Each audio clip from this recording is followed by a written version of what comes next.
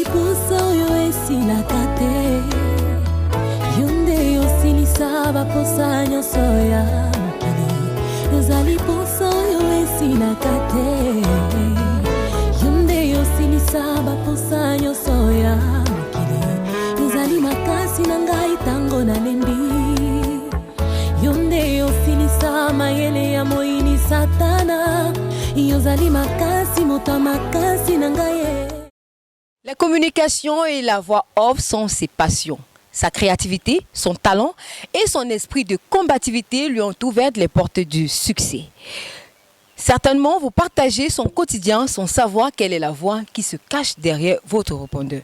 Lisette Emmanuel Wafo, puisqu'il s'agit d'elle, a prêté sa voix à plusieurs entreprises. Cette jeune Camerounaise se bat au quotidien pour faire respecter le droit des personnes albinos. Mesdames, Messieurs, bonjour et bienvenue dans la saison 2 de Femmes au contrôle. Ensemble, nous allons vivre le parcours de Lisette Emmanuel. Yonde yosilisa baposa nyonso ya mokili. Yozali makasi na ngai tango nalembi. Yonde yosilisa mayele ya moini satana. Yozali makasi moto makasi na ngai. Yobundelanga bitumba oyo nayebi moto na makolo te. Nakolala nakimia nakolamuka pe nakimia po nayebi yo mobundi molongi. Nakolala nakimia nakolamuka pe nakimia po nayebi yo mobundi molongi. Yozali elonga, yozali elonga. Bonjour Lisette Emmanuel. Bonjour Leslie. Merci de recevoir Reflet d'Afrique Télévision chez vous. C'est un plaisir pour moi de recevoir cette chaîne qui me donne l'opportunité de communiquer. Qui est Lisette Emmanuel? Lisette Emmanuel, c'est une jeune femme albinos qui se bat contre le soleil pour elle et pour le reste. C'est une entrepreneur aussi, promotrice des ateliers voix. C'est une Camerounaise comme tout le reste, une jeune femme qui a des activités de jeune fille comme tout le monde. Pourquoi avoir choisi la voix off? J'avais choisi la voix off. La voix off m'a rencontrée, moi, alors que j'étais à l'université et que j'ai repris le niveau 1. J'avais beaucoup de temps. Et puis voilà, je me suis retrouvée à faire de la radio. Et puis j'ai découvert la voix off. C'était vraiment fortuit. Et l'ayant découverte, il s'est avéré que c'était ce qui me rapportait le plus en tant qu'activité. Et puis je me suis rendu compte que c'était un métier. En faisant plus de recherches, d'autres en vivaient carrément. Et j'ai décidé que ce serait le cas pour moi. Et c'est le cas pour moi. D'accord. Et le programme de la journée, c'est quoi? Aujourd'hui, j'ai commencé par du sport le matin. Oui. C'est pas du sport intense, hein, c'est juste de quoi entretenir la cage thoracique. J'ai ensuite déjeuné. Et puis voilà, vous êtes là. J'ai rendez-vous avec des prospects que je dois encadrer chez mon partenaire WeHope à Bali. Ensuite, j'ai un rendez-vous avec un partenaire d'affaires. Et voilà, en fait, c'est une journée chargée. Bon, pas si chargée que ça. C'est une journée meilleure que beaucoup.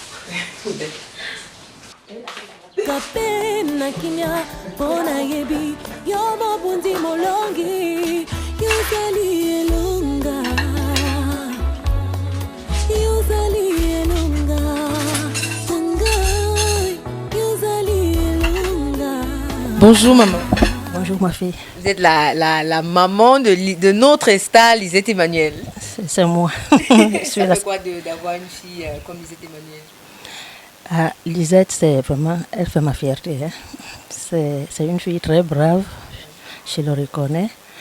Bon, mais vraiment, il n'y a rien de spécial entre elle et ses autres frères. Donc, tous mes enfants, je les ai fait grandir à ma manière, à mon niveau. Donc, il n'y a rien de spécial, c'est tout ce que je peux te dire. Maman, ça fait quoi d'avoir un enfant qui est albinos? Elle l'aime bien, le dit, elle est albinos. Est-ce que ça a été difficile de pouvoir l'élever dans ces conditions? Non, pour moi c'est les préjugés des gens. Moi, ça ne m'a rien fait. J'ai fait mon enfant comme tous les autres enfants. Bon. Et là où je suis là, Je ne vois même pas la différence si elle est albinos ou c'est les autres qui voient ça. Moi, je ne vois pas cette différence-là entre Par rapport au fait que Lisette Emmanuel est partout, à la télé, au téléphone. Mais ça ne fait que faire ma fierté. Et quand vous prenez votre téléphone et que vous lancez l'appel et qu'elles vous disent que votre crédit est insuffisant, comment vous... Ça fait mal, ça fait mal. Ça fait vraiment mal au cœur. Mais De savoir que c'est ton propre enfant qui te dit que ton crédit est insuffisant. Mais elle fait son travail. Elle fait son travail. Donc, il n'y a rien vraiment de spécial. Même si c'est une autre personne qui me disait ça, ça allait toujours être bien. Non, Ouais. je veux savoir ce que vous ressentez, le fait que ce soit votre enfant qui vous dise en ligne que votre crédit est insuffisant. Mais moi-même, je lui dis souvent que quand je voyais les enfants des autres parler à la radio, à la télé, par-ci, par-là, je croyais que c'était la magie. Mais si c'est mon enfant aussi qui parle comme ça, ce n'est qu'une fierté. D'accord, merci beaucoup, maman. Lisette Emmanuel, c'est ma fille. Elle est albinos. Je crois que vous le constatez vous-même. Et que la mère a une peau noire. On l'a aimée. Quand elle est arrivée au monde, nous l'avons aimée, nous l'avons accueillie. Elle est tellement joviale, intéressante dans son parcours scolaire. Tout va mieux et bien. Donc nous sommes très contents d'elle, de la voir tout autour de nous, parce qu'elle nous fait de très belles choses et qu'on apprécie, nous les parents. Ça fait quoi d'avoir une enfant star à la maison? Parce que Lisette Emmanuel, c'est une star. Qu'est-ce que ça fait d'avoir une enfant star à la maison? Ça nous fait la joie au cœur d'avoir une star à la maison, parce que nous voyons seulement dans d'autres villes ou dans d'autres familles des stars, mais pourquoi pas chez nous? À partir du moment où elle a choisi ce métier, qu'il l'a fait promener un peu partout dans les médias, on la voit dans les médias, nous sommes tellement fiers d'elle. Est-ce qu'au départ, vous avez facilement accepté qu'elle se lance dans cette activité? Oui, nous l'avons accepté. Accepté dans ses activités Est-ce que ça ne vous quotidiennes. dérange pas le fait qu'elle se déplace tout le temps, qu'elle Non, soit pas à non, la non, maison? Non, ça ne nous dérange pas du tout. Nous dérange pas, tout au contraire. Nous sommes fiers de ses sorties et ses entrées. Merci beaucoup. Bonjour. Bonjour. Ça fait quoi d'avoir une grande sœur? C'est ta grande sœur? Non, c'est ma tata. Ta tata. Ça fait quoi d'avoir une tata star dans la famille? Moi, ça me fait rien de particulier, quoi. Bah, il t'arrive pas souvent de dire à tes amis que c'est ta tante? Non, Pas du tout. non. Comment Tu sens que tu me connais. C'est seulement ici à la maison, mais dehors, elle ne dit pas. Et comment est ta tata au niveau du caractère? Est-ce qu'elle gronde beaucoup? Est-ce qu'elle se fâche trop? Non, elle ne gagne pas beaucoup. Honnêtement? Oui. Est-ce que c'est parce que nous sommes devant la caméra que tu Non, elle ne gagne pas beaucoup. Donc c'est une C'est- tata que tu aimes beaucoup. Oui, Tu l'aimes vraiment beaucoup. oui, elle me dérange beaucoup quand même. Elle te dérange beaucoup, Oui, mais tu l'aimes quand même. oui.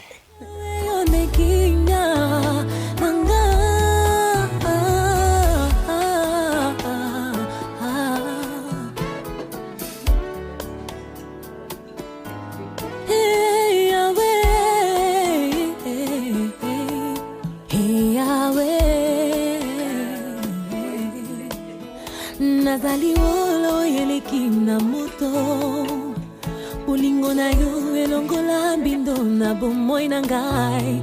Nazali wolo yeleki na moto, bolingo na yo elongola mbindo na bomoi na ngai. Je suis surprise par tes bontés dans ma vie. Yawangengisi bomoi na ngai na bolingo na yo. Je suis surprise par tes bontés. Yawangengisi bomoi na ngai na bolingo na yo. Bolingo ya motema na ngai. Bolingo ya motema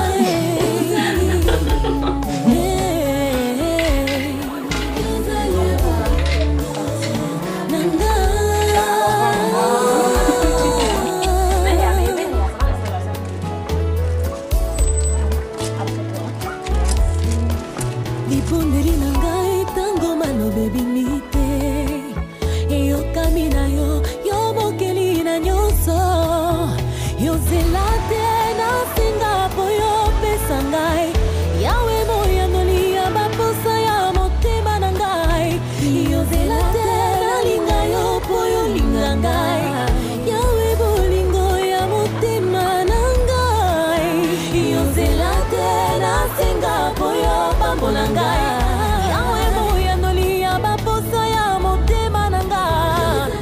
Mesdames, Messieurs, nous sommes toujours avec notre invité du jour qui est Lisette Emmanuel Wafo, une comédienne voix off. Et actuellement, nous sommes en route pour Bali. Lisette, tu es déjà en train de planifier tes rendez-vous? Oui, je confirme le rendez-vous. Tu sais, comme on a pris un peu de retard, il fallait que je rassure le prospect. Là, on va à Bali? Oui, on va chez We Hope Group.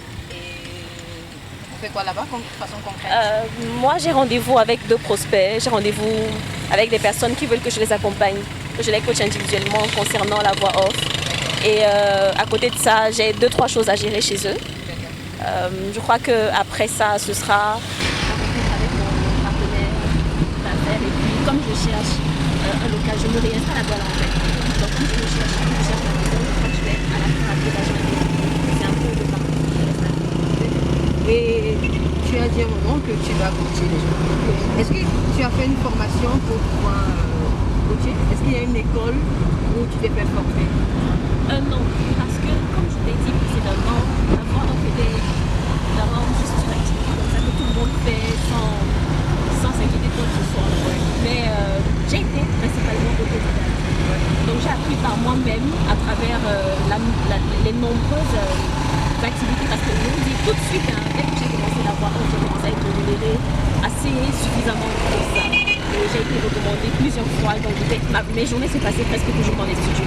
Donc au fur et à mesure, les choses s'amélioraient. Je me rendais compte que pour que le souffle passe mieux, il faut faire ceci, pour que la diction soit différente, il faut faire cela. Et puis je me rendais justement compte qu'on me sollicitait beaucoup à cause d'une petite différence. J'ai essayé d'identifier tout ce qui constituait les différences, qui faisait qu'on me sollicitait toujours. Et j'en ai fait comme une méthode. J'ai appris à identifier cela et à voir comment le transmettre entre eux. Et c'est bien le cas. Il y a des personnes qui colorent déjà nos médias et qui sont passées par mon école.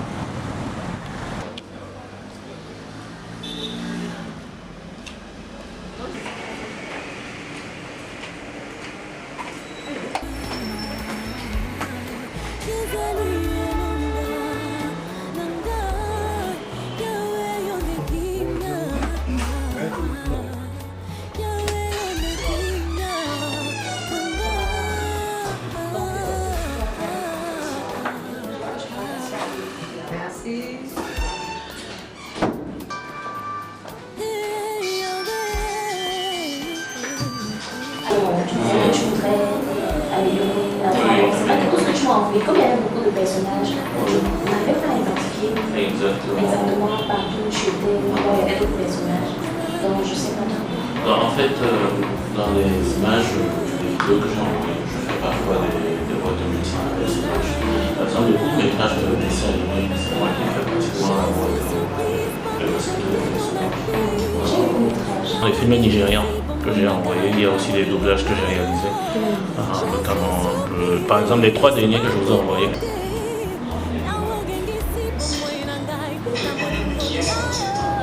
Non, celle du type en guillemets qui est juste.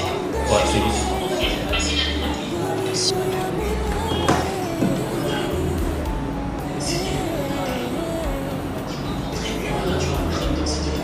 Au téléphone.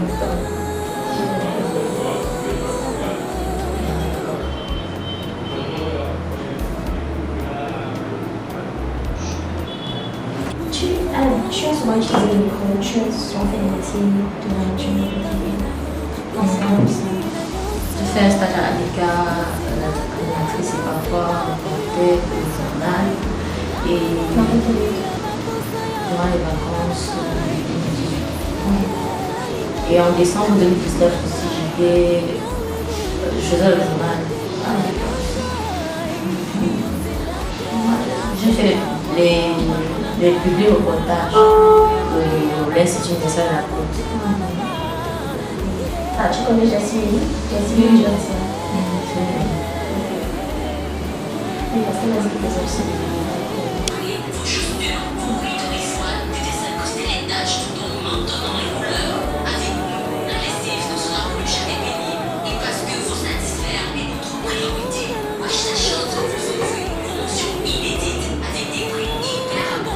Mesure du possible, si tu as du temps, si tu le veux, Pouvoir travailler avec toi. Et juste te radio, mais tu fais rappeler quand les médias sont comme ça, ils te balancent pas. Un jour, tu es en train de faire, tu peux pas faire ceci.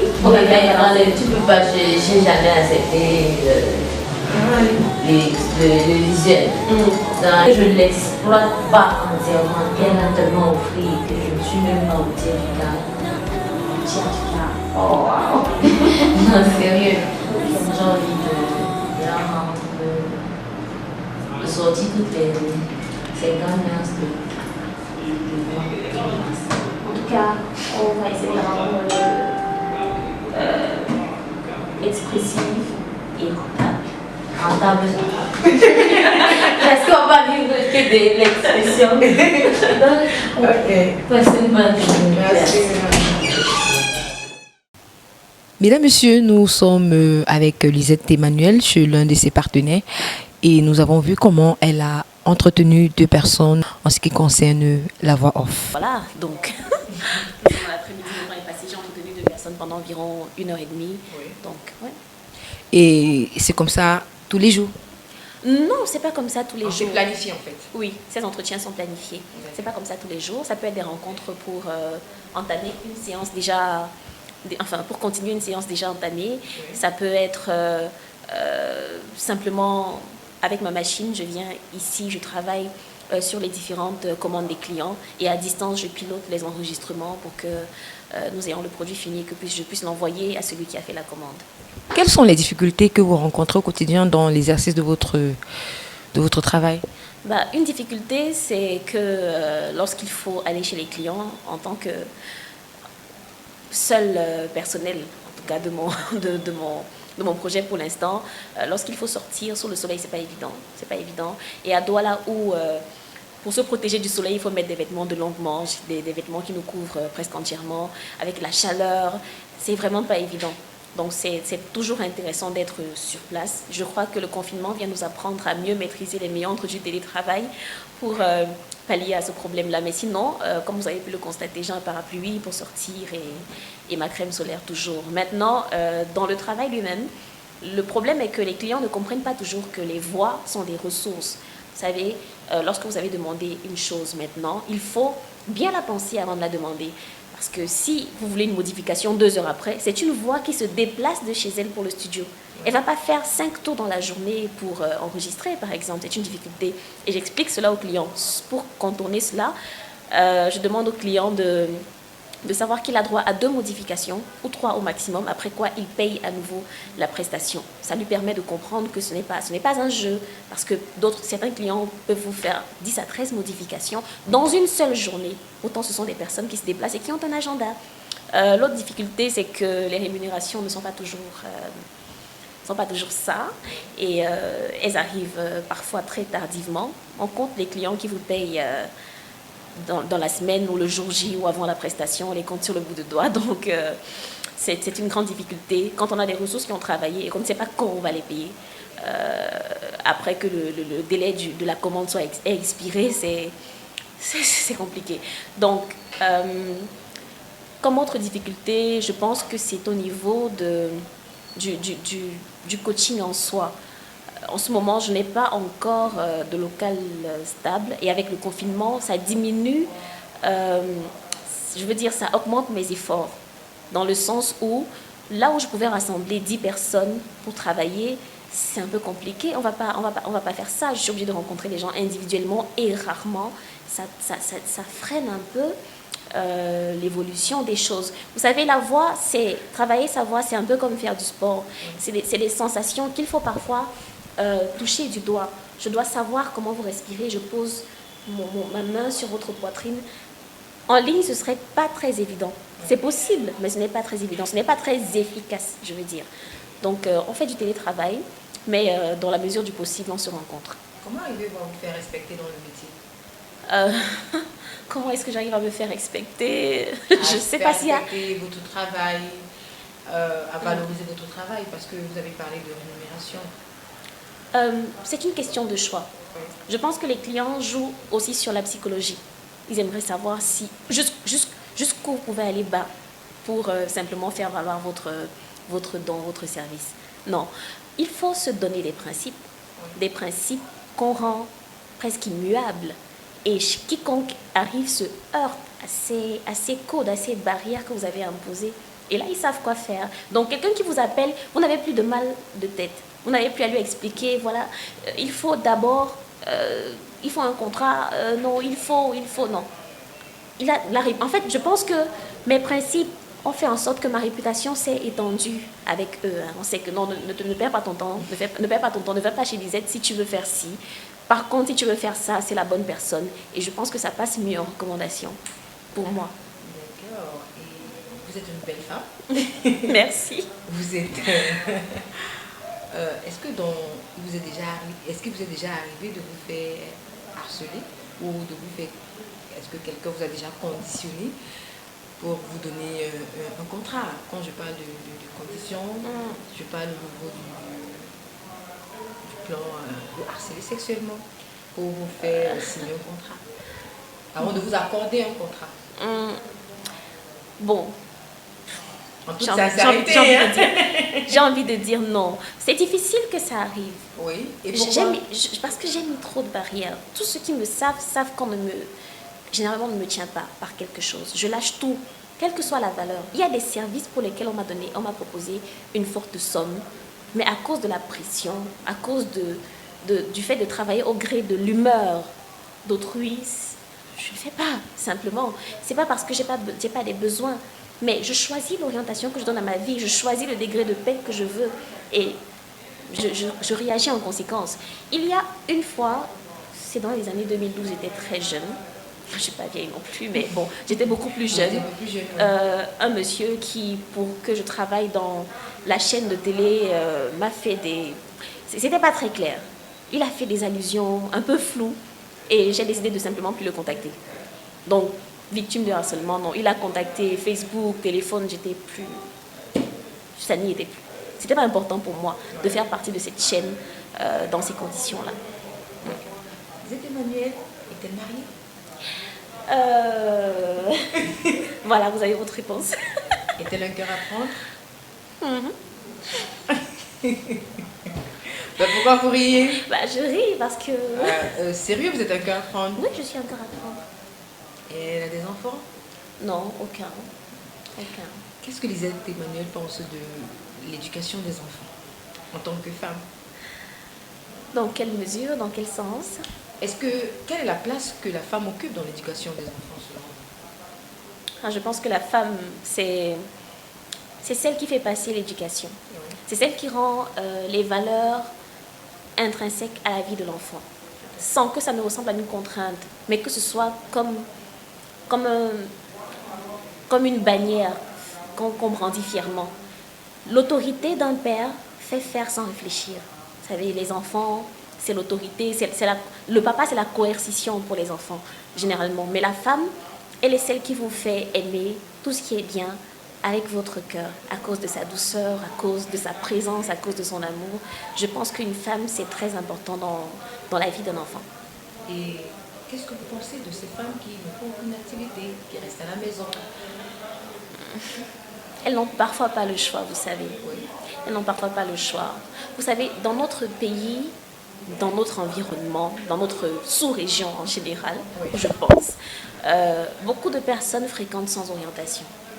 Vous allez au primaire, vous ne faites pas d'activité extrascolaire, vous allez au secondaire, vous allez faire littérature ou sciences ou mathématiques simplement parce qu'un aîné a fait ça. Vous vous retrouvez à l'université, c'est en terminale après obtention du baccalauréat que vous vous demandez la filière que vous suivrez. C'est normal qu'après, le chemin n'est pas d'issue. Surtout encore lorsqu'on n'a pas eu d'activité extrascolaire et qu'on est toujours resté à la maison, que notre environnement c'est la maison, c'est compliqué.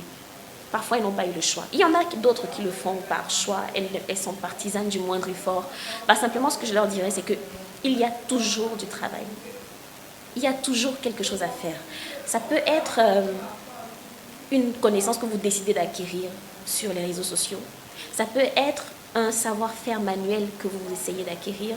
Mais vous savez, si vous ne savez rien faire, offrez des services à des entreprises. Il y a des ONG qui recrutent des volontaires. Faites quelque chose, mais sortez. C'est lorsque vous vous exprimez que l'on vous remarque et voilà, que vous pouvez être utile pour les autres. C'est en servant qu'on trouve du travail. c'est en se rendant utile qu'on est sollicité. On ne viendra pas vous déceler chez vous. Non. Et un conseil pour toutes ces femmes qui voudraient se lancer dans cette activité de voix off. Mes chers, c'est compliqué, hein? Mais c'est le plus beau métier qui soit. Vous savez, votre capital, c'est de l'air. Simplement de l'air. Vous parlez, vous dites des choses, vous magnifiez, vous donnez vie à des projets. C'est quelque chose d'artistiquement merveilleux. Mais notre environnement ne l'a pas encore rendu aussi rentable qu'il devrait l'être. Donc préparez-vous à beaucoup de...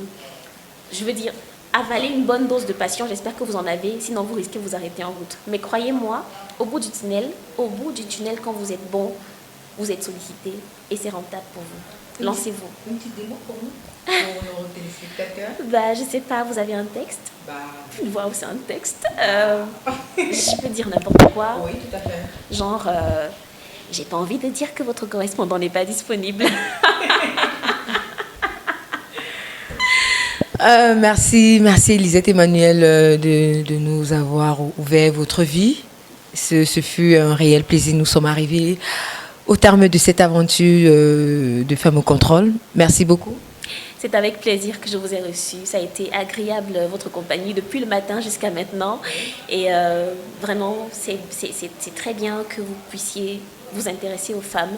Femmes au contrôle. Je ne suis pas sûre d'être une femme au contrôle encore en ce moment. En tout cas, je suis sur mes pas. Je suis sur mes pas. Et vous êtes en train de développer un projet qui certainement influence la vie, pas seulement des femmes, mais également des hommes. J'espère en tout cas que les femmes prendront de plus en plus conscience de ce que c'est leur entreprise, c'est leur proactivité qui développe le monde. Les hommes, ce sont des hommes, mais vous savez, en tant que femme, levez-vous et faites ce que vous avez à faire. Une femme, c'est un ministre de l'Intérieur. Rien que dans son foyer, c'est toute une organisation avec des tâches bien rangées. Donc, je pense que si on peut tenir un foyer, si on peut tenir une maison en tant que grande sœur, si on est femme, on a tellement à donner. Ne laissons pas enfouir ce que Dieu a déposé en nous pour que nous soyons utiles au monde.